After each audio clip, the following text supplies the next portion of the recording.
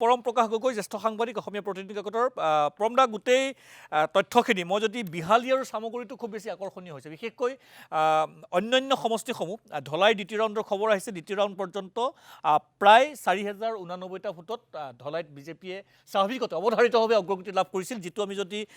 লোকসভা নিৰ্বাচনৰ ফলাফল চাওঁ তেন্তে প্ৰায় 60,000 মান লিড আছিল তাত ধলাই যিটো এছেম্বলি কনষ্টিটুৱেঞ্চি পৰিমল শুক্লবৈদ্যই তাত লিড কৰিছিল কিন্তু চামগুৰিত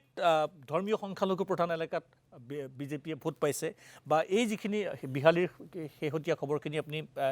পাইছে সামগ্ৰিকভাৱে আপোনাৰ কথা বিশ্লেষণটো কেনেকুৱা কি ধৰণৰ হ'ব সাধাৰণতে দেখা যায় যে উপনিৰ্বাচনবিলাক সাধাৰণতে চৰকাৰৰ পক্ষতেই ফলাফলবিলাক যায় আৰু অসমৰ যি 5 সমষ্টিত উপনিৰ্বাচন অনুষ্ঠিত হৈছে এই উপনিৰ্বাচনৰ ফলাফলে দিছপুৰৰ চৰকাৰখনৰ ভঙা পতাত কোনো ধৰণৰ ইয়াত ভূমিকা নাথাকে গতিকে আৰু প্ৰায় 1.5 বছৰ বৰ্তমান অসমত বিজেপি চৰকাৰৰ কাৰ্যকাল আছে এই কথাটো আমি লক্ষ্য কৰিব লাগিব যে 2029 চনলৈকে দিল্লীত NDA চৰকাৰ আছে গতিকে উপনিৰ্বাচনসমূহত ভোটাৰে যেতিয়া ভোটদান কৰে এই দিশবিলাক চাই যে দিছপুৰত অহা কিমান বছৰলৈকে ইয়াত বিজেপিৰ চৰকাৰ থাকিব বা NDA চৰকাৰ দিল্লীত কিমান চনলৈকে থাকিব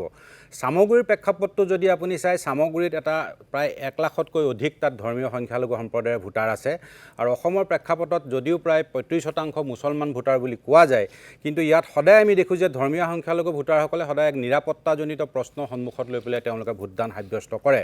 গতিকে এইবাৰ আমি দেখিছোঁ যে সমষ্টি যি পুনৰ নিৰ্ধাৰণ হৈছে তাৰ ফলত সামগ্ৰী সমষ্টিটোৰ মাজৰ এটা অংশক বাদ দি কাষৰ দুটা অংশ এটা কলিয়াবৰ বিধানসভা সমষ্টিলৈ গুচি গৈছে য'ত আপোনাৰ বৰ্তমান অগপৰ দখলত আছে আৰু আন এটা অংশ বহৰমপুৰলৈ গুচি গৈছে য'ত বিজেপি দখলত আছে গতিকে এই মানুহবিলাকে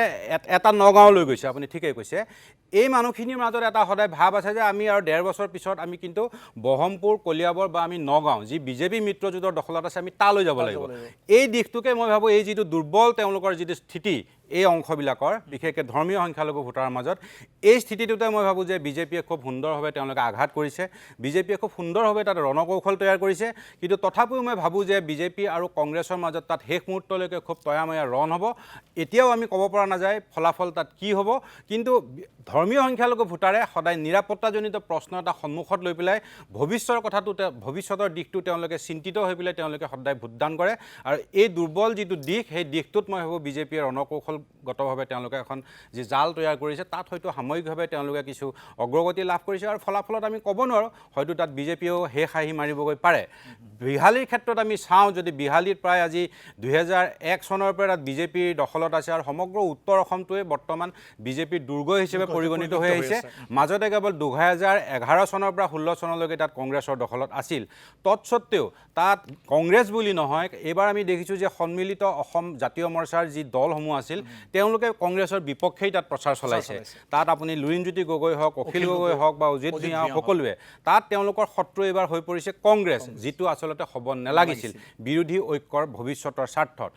এনে প্ৰেক্ষাপটতো তাত আমি দেখিছোঁ যে কংগ্ৰেছৰ কেৱল আৰু কেৱল গৌৰৱ গগৈ তেওঁ এককভাৱে তাত উদ্যোগ লৈ পেলাই তাত তেওঁলোকে প্ৰাৰ্থিত্ব দিছে যিজনক প্ৰাৰ্থী দিছে তেওঁ প্ৰায় মাত্ৰ 15 দিন আগলৈকে বিজেপিতে আছিল প্ৰাৰ্থীজন যথেষ্ট নতুন তৎসত্ত্বেও গৌৰৱ গগৈ তাত একক প্ৰচেষ্টাৰে যি শক্তিশালী প্ৰতিদ্বন্দ্বিতা তাত বিহালীত আগবঢ়াইছে মই ভাবোঁ এইটোৱে অসমৰ ভৱিষ্যত ৰাজনীতিত এক নতুন ৰূপৰেখা তৈয়াৰ কৰাৰ সম্ভাৱনা আছে হয়তো বিহালীত বিজেপি জিকিবগৈও পাৰে কিন্তু এটা উপনিৰ্বাচনত আৰু সমগ্ৰ তাৰ আগলৈকেতো বিহালীক লৈ কোনো চৰ্চাই আলোচনাই নাছিল যেতিয়াই জয়ন্ত বৰাক তাত প্ৰাৰ্থী হিচাপে গৌৰৱ গগৈয়ে প্ৰক্ষেপ কৰিলে একক প্ৰচেষ্টাৰে তেতিয়াৰ পৰাহে তাৰ এটা প্ৰতিদ্বন্দ্বিতা আৰম্ভ হ'ল আমি যদি ধৰি লওঁ যে বিৰোধী ঐক্যৰ স্বাৰ্থত সেই সমষ্টিটো যদি CPIML যদি এৰি দিলেহেঁতেন তেনেহ'লে আজি তাত